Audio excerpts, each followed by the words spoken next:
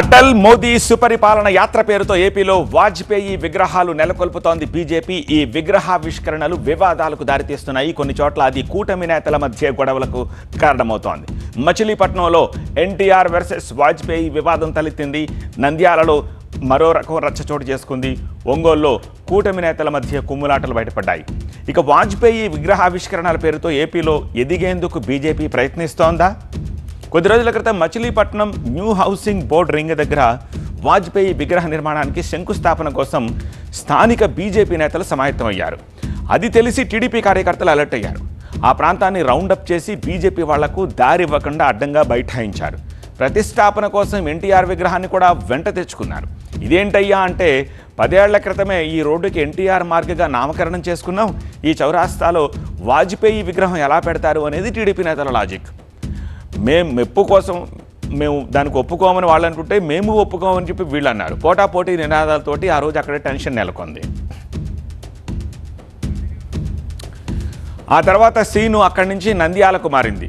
ప్రభుత్వ హాస్పిటల్ ఎదురుగా అటల్జీ విగ్రహావిష్కరణకు బీజేపీ నేతలు ఏర్పాటు చేస్తే ట్రాఫిక్ అంతరాయం అంటూ సిపిఎం నేతలు అడ్డు తగిలారు. జిల్లా కలెక్టర్కి ఫిర్యాదు చేశారు.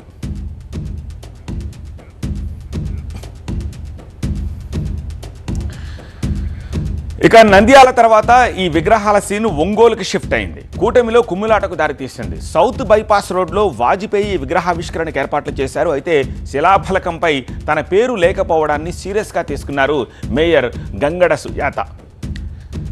ఎస్సీ అనే తన పేరు పెట్టట్లేదని ఆమె ఆరోపించారు. ఎస్సీ సంఘాలు మేయర్కు సంఘీభావం పలకడంతో అది కాస్త పెద్ద రచ్చ అయిపోయింది.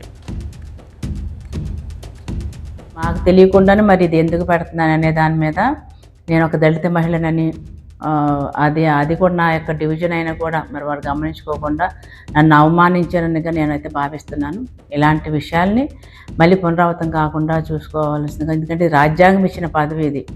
మరి ఈ పదవికి తగిన ప్రోటోకాల్ కనుక పాటించలేని పక్షంలో అయితే అది తప్పకుండా అది క్రైమే. కాబట్టి మరి పెద్దలు ఈ యొక్క విషయాన్ని మరి సీరియస్గా తీసుకొని తగిన అంటే మరీ ఇలాంటిది పునరావృతం కాకుండా చూడాల్సిందిగా.